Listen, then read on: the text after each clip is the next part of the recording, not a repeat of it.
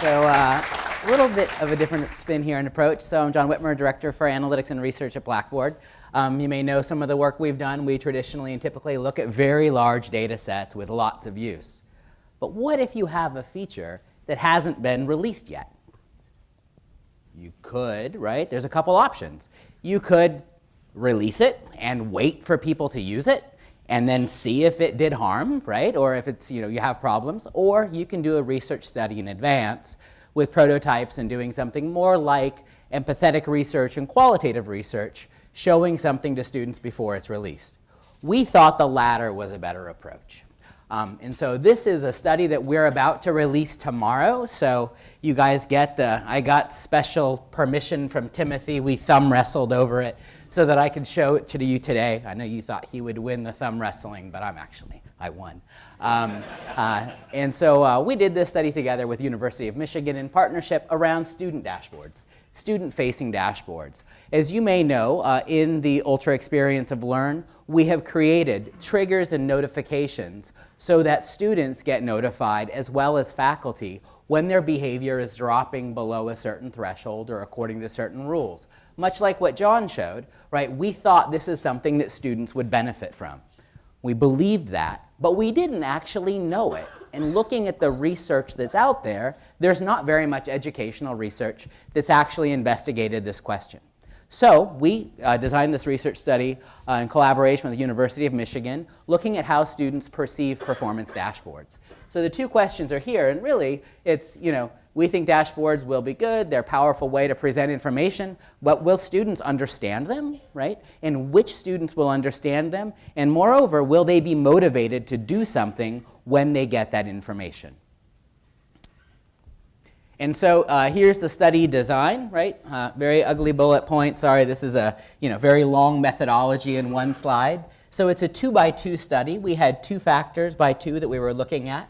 So if students got nod, high performance feedback, nods, good job, keep doing it, or nudges like, hey, you ought to get back to studying a little more, right? Those 2 kinds of conditions. And then what I thought was the most exciting was looking at students with a high or relatively low GPA. That is, are students that are low performing perceiving the dashboards in a way that finds them useful, or is it only students that are going to be looking at them that are high performing, that are kind of quantified self, students who would probably succeed anyway, was the question that we looked at. And so we looked at 47 undergraduates. We did, and this was again qualitative research with them. So they did a survey, they participated in a walkthrough of these screens that are appearing in Ultra, 20 to 30 minutes, and they saw these 3 summary messages and views of the actual features, and then did a survey at the end.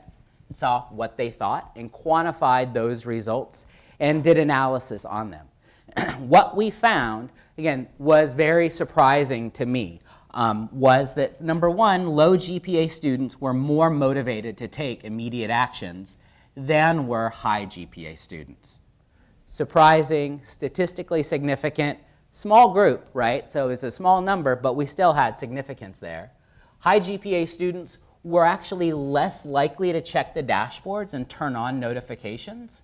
We think high GPA students are doing that because many of them are acting in ways or perhaps gaming systems in ways that they're learning quicker and faster than are their lower performing peers. But all students found this feedback, especially the low feedback, useful, and they thought that it would be helpful. So overall, we got kind of a thumbs up on these, and they're actually, the kind of takeaway, right, is that they were actually helping the most the students who could use them the most, right, the students who actually were from a lower GPA background. So here are some bar charts showing those distinctions, and so there's a lot of information here presented in one place. Thank you, Timothy, for making these lovely bar charts. Low feedback, right, was something like you need to work a little harder, so that's the messages on the left. On the right is the high feedback, right, thing saying, attaboy, keep it up. And then the yellow versus blue bars, the yellow bar are lower GPA, and the blue are higher GPA students. This was at University of Michigan. Low GPA means you get below a 3.0. That's low GPA. So restricted range, this is sometimes called the murky middle student. They weren't actually at risk or failing. Those are students very hard to find in that context. But I think, right, if you think this through, that probably students who were lower might be more motivated than students and pay more attention if we find this finding with students who are actually not at risk. That would be my hypothesis, right? Challenge you or suggest to you this would be wonderful research to replicate. And if anybody's interested, we'd love to do it with you as well or talk about that. So you can see here that, again, the high feedback, right? The low GPA students found it really much more useful than did the, you can't see my, my cursor on the screen. So these big differences here is where there was statistical significance, right? So statistical significance, especially on the high feedback. The lower GPA students found them extremely useful. I would turn them on. This was something that was rather scary as the person behind this feature, right? Would students turn off this thing that you spent a really long time and a lot of developer hours developing? People didn't say that. Although some of the high GPA students did. They said, I just want to get in, get out, and do my thing. Right? But the low GPA students said they would not.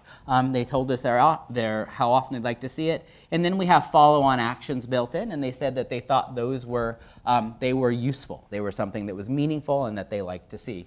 So this validates, right? And so we have this also in graphs, validating what John Fritz said a few minutes ago, my friend and colleague, that the students understood, because we did guided exploration with them, or the team at Michigan did, to go through them and see if they actually understood scatter plots and trend lines and what those graphs meant. And lo and behold, they got it, right? They did understand them. They said they helped me understand my position relative to the class average, right? And you can see here in this, right, we did have the higher GPA students had a little bit higher of a result on the high feedback, a little lower on the low feedback there. The graphs helped me make decisions. They said that as well, quite strong results. They were informative, right? One of the strongest results, that they found that to be meaningful and useful, and that they were satisfied with the graphs.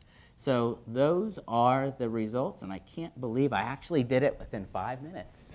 Thank you.